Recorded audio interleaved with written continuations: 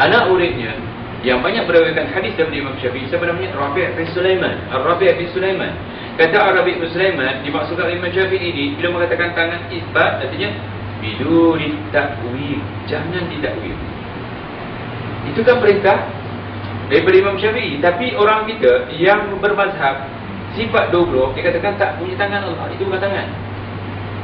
Kata Imam Syafi'i, jangan takwil. Apa jangan takwil? Jangan ditafsir, jangan ditahrif. Apa arti jangan ditahrif? Jangan dirubah, jangan ditakdir. Apa arti jangan ditakdir? Jangan dibatalkan. Jangan ditakdir. Apa arti jangan ditakdir? Jangan dipersoalkan, jangan tanya. Jadi 5 perkara ni ditekankan oleh Imam Syafi'i tentang sifat Allah. Tetapi mereka tu tak senang dengan apa yang dikatakan oleh Imam Syafi'i, maka tangan ditakwil. Ditakwil tangan kepada puasa, ditakwil tangan kepada nikmat. Dan alasan mereka, kalau kita tak takwil tangan kepada puasa ataupun nikmat, bermakna Allah punya tangan katanya. Kalau Allah punya tangan bagi mereka, Allah punya jisim. Mustahil Allah punya jisim katanya. Jadi orang yang mengatakan Allah punya tangan dikatakan mujassima. Itu sebab kita tengok dalam blog-blog mereka, dalam forum-forum, dia mengatakan Rasul Dahri Wahabi pekat tegar dari Singapura. Baru tangkap Wahabi tegar mujassima. Sebab mujassima. Lagi dikatakan orang-orang Wahabi sesat kerana orang Wahabi mujassima. Kita perlu tahu apa itu mujassima. Orang-orang Wahabi sesat kerana musyabbihah. Jadi mujassima dan musyabbihah malam ni kita kena faham. Apa arti mujassima? Kata mereka, orang-orang yang bermazhab Wahabi ini mengatakan Allah punya jisim. Musyabbihah, mereka mengatakan orang-orang yang bermazhab Wahabi ini Allah serupa dengan hamba, Allah serupa dengan makhluk. Kalau tak faham kena tanya tau. Kalau tak faham, balik nanti mereka serang, saya rasa antum tersanggih aja lebih-lebih. Dia kan bukan marah. Okey, sahabat nak tanya.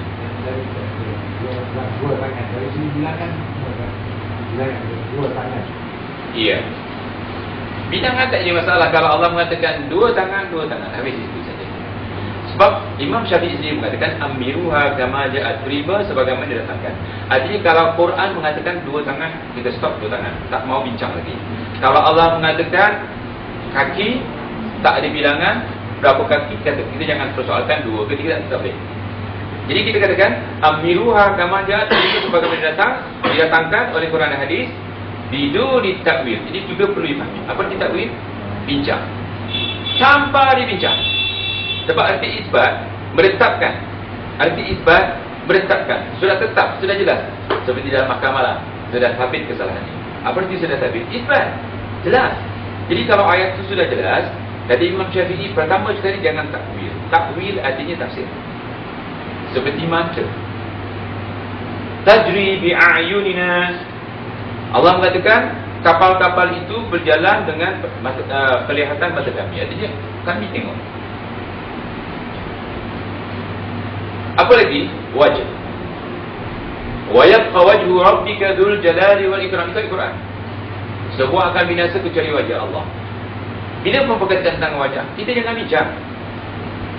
Sebab kita tak pernah jumpa Allah. Itu masalah alam ghaib yang hanya Allah yang tahu. Setelah kita diberitahu oleh ulama seperti Imam Syafi'i, dan Imam Syafi'i bercakap bukan ikut hadis sunnya, diambil daripada Al-Quran, diambil daripada hadis. Kalau Imam Syafi'i mengatakan amiruha kama ja'at, terima sebagaimana didatangkan, jangan ditakwil. Apa itu takwil? Jangan ditafsir,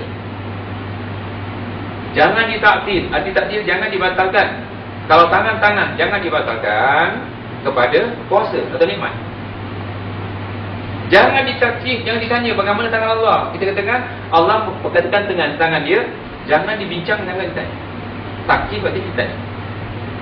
Jangan ditahrif, jangan dirubah. Jangan tangan kepada puasa ataupun tangan kepada nikmat. Biduni tamthil, jangan dimisal-misalkan. Jangan dimisal-misalkan kepada itu dan ini. Biduni tashbih, dapat diserupakan dengan apapun daripada makhluknya. Jadi kalau jangan, tapi mereka mengatakan kalau tidak ditakwil, bermakna kita katakan Allah punya tangan. Kata mereka, kalau anda katakan Allah punya tangan, bermakna Allah sama seperti makhluk. Kalau anda dah serupakan Allah dengan makhluk, bermakna anda kaum musyabbihah. Arti musyabbihah yang menyerupakan Allah dengan makhluknya. Makanya antum ni semua, anda tengok dalam forum-forum mereka ataupun tulisan-tulisan mereka, tokoh-tokoh mereka mengatakan kaum Wahabi sesat perlu dibendung, perlu dihapuskan ataupun perlu ditangkap kerana mereka punya akidah musyabbihah. Kaum Wahabi perlu ditangkap, perlu dibendung, perlu dihapuskan daripada permukaan bumi Malaysia ni kerana dia mujassimah. Apa arti mujassimah? Ambil daripada kalimah jisim. Ada orang yang berhadapan dengan mereka tapi tak tahu nak jawab macam mana. Kita katakan, okey, you mengatakan kami ni mujassimah. Bagaimana kalau kita persoalan ini dikembalikan kepada Imam Syafi'i?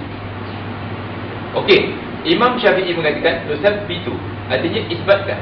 Amiruha kama ja'at. Tentang apa? Kita baca tadi tentang sifat Allah. Tentang sifat Allah. Maka sifat Allah ni tangan, kaki, muka, mulut, telinga. Kalau di Quran, di hadis disebut, kita berhenti, jangan bicara. Nah, di sini dikembalikan kepada Imam Syafi'i, mereka enggan. Dan dah terlanjur berapa ratus tahun, 500 tahun masuk ke Malaysia ataupun ke Melayu ni, ataupun ke tanah Melayu, Islam bentuk seperti ini. Tiba-tiba kita datang nak berubah, maka kita dituduh dengan berbagai tuduhan. Kalau dulu mungkin buku ni atau kalau ada bagus, teguran suci dan jujur terhadap jujur. Ada kenyataan yang diberi Dr. Muhasri pada buku ni. Dulu orang-orang dikatakan salafi seperti kita ataupun pejuang sunnah dikatakan komunis. Kata Mufti Johor, 30 juta rakyat Indonesia jadi komunis, 10 juta jadi Kristian. Dia mengatakan ini kaum muda. Sekarang kita tidak dikaitkan dengan komunis, komunis dah tak ada, tapi dikaitkan dengan teroris. Betul kan? Maka kita cuba dikaitkan dengan teroris itu. Tetapi kita menafikan bahawa kita bukan teroris kerana kita menggunakan semua hujah-hujah dari Al-Quran hadis bahawa teroris itu diharam. Baiknya Islam. Nabi mengatakan Islam 70 cabang. Yang paling bawah sekali, imatatul adha anit tariq, membersihkan jalanan. Bermakna kalau ada satu jalanan yang bahaya, kita ambil, kita buang ke tempatnya. Itu bukan teroris. Dan Nabi datang rahmatan lil alamin. Nabi diturunkan untuk rahmat lil alamin. Rahmat apa dia? Rahmat mengamankan. Apa kata Rasulullah SAW? Tidak beriman salah seorang kamu sebelum kamu mengimankan jiran kamu dengan tangan kamu, dengan mulut kamu dan dengan perbuatan kamu. Tak dikatakan jiran itu Islam. Jiran umum, Islam bertahu bukan Islam.